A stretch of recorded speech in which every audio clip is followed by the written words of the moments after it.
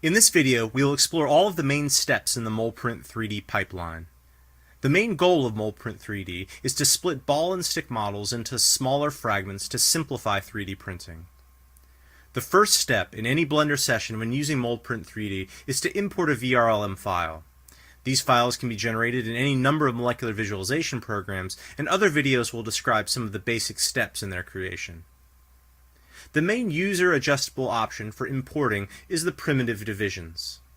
This value will determine how many divisions each object will have. 16 is a reasonable default in most 3D printing applications, but if you intend on printing molecules at a very large scale, you might want to increase this value.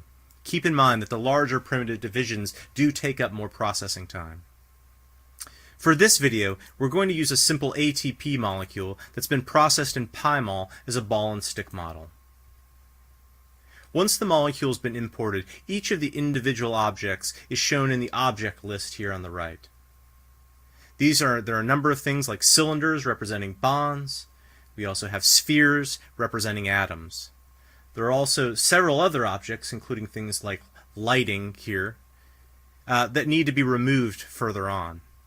Additionally, because this VRLM file was generated in PyMol, you see that these cylinder objects, these bonds, are actually split. And we're going to need these to be joined together. Fortunately, MolPrint3D allows us to do both of these operations just by clicking the Clean Scene button. Along with these operations, the Clean Scene button generates an interaction or connectivity map between all spheres and cylinders in the object. This interaction map allows us to define junction points by selecting an interacting sphere and cylinder. It is at these positions that the program will place a pin in the bond and a hole in the atom. The default action in Blender is to right-click a 3-button mouse to select an object, and to select subsequent objects by holding Shift and right-clicking. By default, the grouping phase will automatically color each group separately to provide visual feedback during the selection process. I'll start by clicking one bond, and we'll notice that the whole molecule will change color.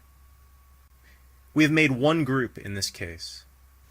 By selecting an interacting atom, now by holding Shift and right-clicking, we can see now that we've split the molecule into two groups clearly denoted by color. We can make as many or as few groups as we like. In this case, we're going to split this ATP molecule up into 3 groups to make for easy printing.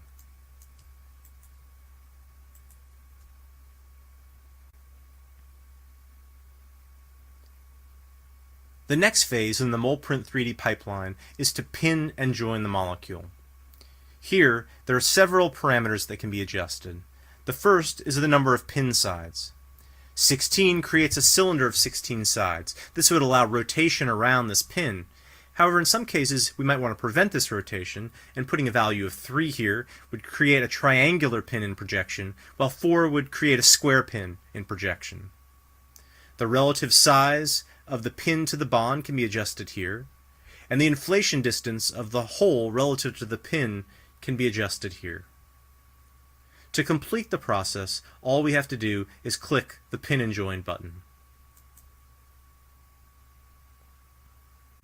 After pinning and joining is complete, we now have 3 manifold objects that contain pins and holes.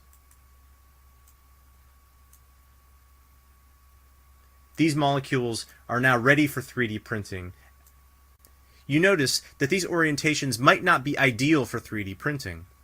MolPrint provides the floor feature, which attempts to find the best orientation for each of these objects on the printer build plate. This orientation will limit the number of support structures needed and can speed the printing of each object. This is done by clicking the Floor All button. We now see that each of the objects has been floored and flattened orthogonal to the z-axis.